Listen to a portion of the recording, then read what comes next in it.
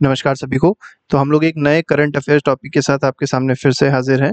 यहाँ पर हम लोग एक बहुत ही इम्पोर्टेंट सुप्रीम कोर्ट के ऑर्डर को मेनली डिस्कस करेंगे और देखेंगे कि क्यों ये लेटेस्ट में न्यूज़ में आपको देखने को मिलेगा और ये किस तरीके से बहुत ज़्यादा एक ये कह सकते हैं कि ड्रास्टिक चेंज लाके लेने वाला है या लाने वाला है। ड्रास्टिक चेंज वो किस तरीके से लेके आएगा, वो सारी बातें हम लोग यहाँ पर देखने वाले हैं। तो कास्टिज्म इन प्रिज्म बहुत ही इंपॉर्टेंट टॉपिक है और इससे रिलेटेड जो क्वेश्चंस हैं, अगर आप किसी भी कॉम्पिटिटिव एग्जाम की तैयारी कर रहे हैं तो वो पूछे जा सकते हैं।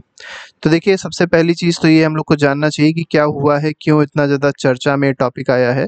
तो इसके लिए सुप्रीम कोर्ट की एक हम लोग गाइडलाइंस पढ़ेंगे। सुप्रीम कोर्ट ने एक डिसीजन दिया है और उसमें क्या कहा है सुप्रीम कोर्ट ने कि कास्ट बेस्ड लेबर जो हो रहा है प्रिजन में, वो क्या है, अनकॉन्स्टिट्यूशनल है। इसका मतलब क्या है? इसका मतलब ये है कि जो जेल्स होती हैं भारत में, वहाँ पर कास्ट के हिसाब से वर्क डिवाइड किया जाता है। इसका मतलब जो भी जेल है, ठीक है, अब जेल के अंदर क्या है कि जो भी कैदी होते हैं तो कैदियों से कुछ ना कुछ काम कराया जाता है। तो जो वहाँ पर वर्क कराया जा रहा है वो भी कास्ट के हिसाब से डिवाइड कर दिया गया है कि जो अपर कास्ट के लोग हैं वो हायर वर्क करेंगे, मतलब थोड़े से ठीक ठाक काम करेंगे, और जो लोअर क्लास के लोग हैं उनसे बहुत ही ख़राब तरीके का काम करवाया जा रहा है, जैसे स्केवेंजिंग हो गई, ये सारी चीज़ें कराई जा रही हैं। तो ये सुप्रीम कोर्ट ने क्या कहा है कि ये पूरी तरीके से अनकॉन्स्टिट्यूशनल है, कॉन्स्टिट्यूशन के खिलाफ है। यहाँ पर इम्पोर्टेंट ये भी समझना बहुत ज़्यादा ज़रूरी है कि ये जो इन्होंने डिसीजन दिया है सुप्रीम कोर्ट ने, ये मेनली 10 स्टेट्स जो है जहाँ पर ये बहुत ज़्यादा प्रचलित था, वहाँ पर ये सबसे पहले लागू होने वाला है। तो वैसे पूरे भारत के लिए, लेकिन ये जो 10 स्टेट्स हैं ये बहुत ज़्यादा फेस कर रहे थे इन कंडीशंस को, जैसे उत्तर प्रदेश हो गया, तमिलनाडु हो गया, केरला हो गया। तो साउथ के भी स्टेट है, ऐसा मत सोचिएगा आप कि साउथ के स्टेट्स ऐसा नहीं करते हैं। लोग क्या होता है कि उत्तर प्रदेश, बिहार का नाम देख के समझ जाते हैं कि यहाँ ज़रूर ऐसा होता होगा, लेकिन ऐसा नहीं है। पूरे भारत में ये चीज़ प्रचलित है, ठीक है। तो ये जो 10 स्टेट्स हैं तो बहुत ही ज़्यादा ख़राब थे, बहुत ख़राब सिचुएशन में थे, तो उन पे सबसे पहले इसको सही करने की बात हो रही है। कि इशू यहाँ पर क्या देखने को मिलेगा, तो इशू सबसे बड़ा क्या है कि जो मार्जिनलाइज्ड कास्ट है, मतलब जो डिस्क्रिमिनेटरी है कह सकते हैं, जो डिप्राइव्ड क्लासेस हैं भारत की, उनको फोर्स किया जा रहा है कि वो मिनियल जॉब्स करें, मतलब खराब जो काम है वो कराया जा रहा था। तो ये कहीं ना कहीं ह्यूमन राइट का एक पूरी तरीके से वायलेशन भी है। अब बात करते हैं कि कॉन्स्टिट्यूशनल राइट कौन कौन से यहाँ पर हैं जो वायलेट हो रहे हैं। तो आर्टिकल 14, आपको पता होगा जो हमारा फंडामेंटल राइट है इंडियन कॉन्स्टिट्यूशन में, 12 से 35 आर्टिकल तक क्या दिया गया है, फंडामेंटल राइट्स दिया गया है। अब इन्हीं फंडामेंटल राइट्स में जैसे राइट टू इक्वालिटी है आर्टिकल नंबर 14 में, ये वायलेट हो रहा था, बिल्कुल हो रहा था, क्योंकि डिस्क्रिमिनेशन किया जा रहा था on the basis of caste. Article 15 क्यों वायलेट हो रहा है? क्योंकि प्रोहिबिशन ऑफ डिस्क्रिमिनेशन है कहता है, लेकिन वहाँ पर डिस्क्रिमिनेशन किया जा रहा है। 17 में क्या है, अनटचेबिलिटी का एबॉलिशन के बारे में बात करता है 17, लेकिन क्या है कि वहाँ पर अगर देखेंगे आप जो भी जेल्स होती हैं वहाँ पर अनटचेबिलिटी अभी भी प्रैक्टिस करी जा रही है। तो कहीं ना कहीं ये सारी चीज़ें वायलेट हो रही हैं, कॉन्स्टिट्यूशन को ही वायलेट कर रहा है वो।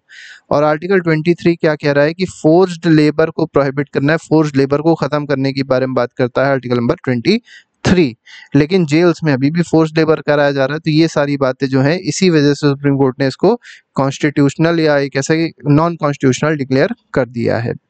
मेन प्रॉब्लम क्या है कि लेबर जो है उसको कास्ट के हिसाब से डिवाइड नहीं करना चाहिए, मतलब कास्ट के हिसाब से काम को डिवाइड नहीं करना चाहिए, और ये कहीं ना कहीं ह्यूमन राइट्स के खिलाफ भी है। इसके बाद आते हैं हमारे जो प्रिजन मैनुअल्स हैं, उनमें क्या क्या प्रॉब्लम्स हैं, इसको थोड़ा सा देख लेते हैं। ये mainly problems with prison manuals of India के बारे में बात कर रहे हैं, क्योंकि इंडिया में अलग अलग स्टेट्स हैं और हर जगह प्रिजन मैनुअल्स थोड़े से अलग अलग होते हैं। तो क्या प्रॉब्लम्स हैं? तो सबसे बड़ी प्रॉब्लम क्या है कि कास्ट डिस्क्रिमिनेशन देखने को मिलता है। अब कास्ट डिस्क्रिमिनेशन होगा तो कहीं ना कहीं ये सारी चीज़ें दिक्कतें पैदा करेंगी। और ये दिक्कतें क्यों हैं? क्योंकि अभी भी यहाँ पर अगर आप देखेंगे तो जो आउटडेटेड लॉज थे, ठीक है, जो अंग्रेज बना के गए थे, जो अनफेयर रूल्स थे अंग्रेज जो बना के गए थे, वो अभी भी फॉलो हो रहे हैं कास्ट के हिसाब से, ठीक है। जैसे एग्जांपल, जैसे भी हमने आपको बताया था, तमिलनाडु में आप कुछ एग्जांपल देख लीजिए, जैसे थेवर्स हो गए, नादर हो गए, पल्लार्स हो गए, इनको क्या अलग रखा जाता है जेल्स में। तो ये सब कहीं ना कहीं डिस्क्रिमिनेटरी चीज़ें हैं जो कि अलाउड नहीं है भारत के संविधान के हिसाब से। कॉलोनियल लेगेसी अभी भी जारी है। कॉलोनी मतलब जो ब्रिटिशर थे वो चले गए, लेकिन अभी भी उनकी जो नियम कानून है वो अभी तक जारी है। और इनका नियम इतना ज़्यादा ख़राब था कि ये लोग कुछ कम्युनिटीज़ को ही क्या मान लेते थे कि वो पैदाइशी क्रिमिनल्स होते हैं।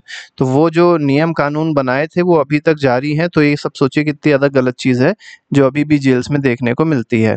अब इंडियन प्रिज़न की अगर बात करी जाए क्या-क्या प्रॉब्लम्स है, अभी तो हम लोग ने जो बात करी वो किस चीज़ से रिलेटेड थी, प्रिज़न के मैनुअल में क्या प्रॉब्लम है। मैनुअल में मैनुअल मतलब होता है एक तरीके से लिखित एक नियम कानून है, रूल्स एंड रेगुलेशंस हैं जो फॉलो करने होते हैं किसी भी जेल में। लेकिन यहाँ पर क्या है कि जेल में ही क्या प्रॉब्लम है, तो सबसे बड़ी जेल की प्रॉब्लम ये है ओवरक्राउडिंग। प्रिज़न कम है और जो कैदी हैं वो ज़्यादा हैं, तो 117% कैपेसिटी है। मतलब ये समझ सकते हैं कि 100 लोगों की जगह है और उसमें 117 लोग ठूसे गए हैं। ठीक है, तो ये ओवरक्राउडिंग का सिलसिला चल रहा है। ये तो सोचिए ऑफिशियल डेटा है और मतलब जो असलियत होगी वो कितनी ज़्यादा होगी।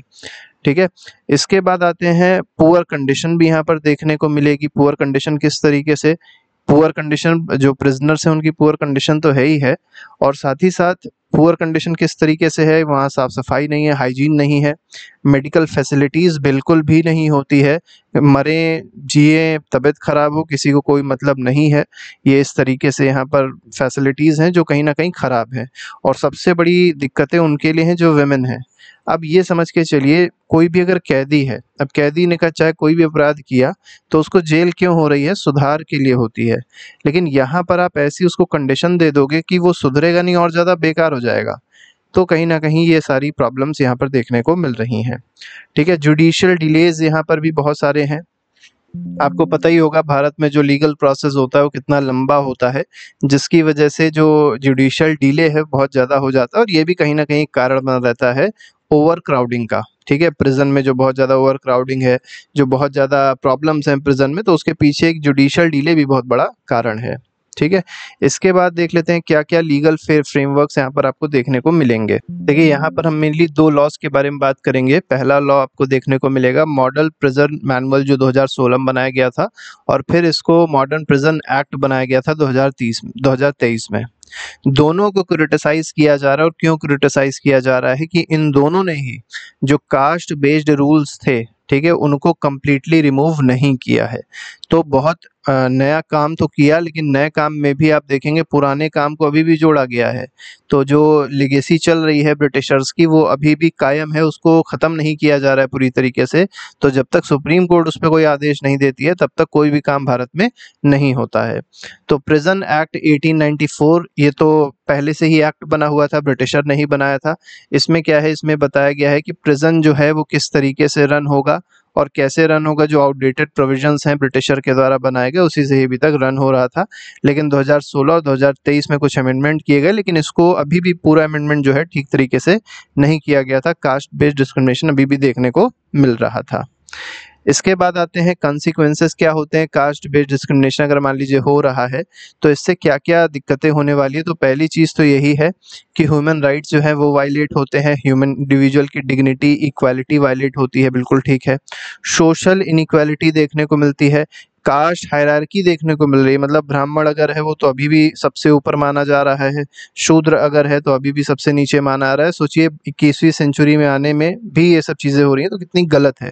तो सोशल इनइक्वालिटी ये क्रिएट कर रहा है, ह्यूमन राइट्स का वायलेशन कर रहा है, और पर्सनल ग्रोथ नहीं हो पा रही। जैसे अभी हमने आपको बताया था जो भी कैदी होते हैं, कैदियों को जेल में इसलिए नहीं रखा था कि उनको मार दिया जाए या उनकी डेथ हो जाए या उनके साथ डिस्क्रिमिनेशन किया जाए, वो सुधार के लिए रखे जा रहे हैं वहाँ पे कि उनके अंदर थोड़ा सा सुधार आ पाए। ठीक है, लेकिन फिलहाल हो कुछ और ही रहा है वहाँ पर, तो ना ही सुधार हो पा रहा है, ना ही कोई उनका रिहैबिलिटेशन हो पा रहा है। तो ये सब प्रॉब्लम्स बनी हुई हैं। सॉल्यूशन क्या हो सकते हैं, रिफॉर्म क्या हो सकते हैं जो जेल मैनुअल्स में किए जाएं या जेल्स में किए जाएं।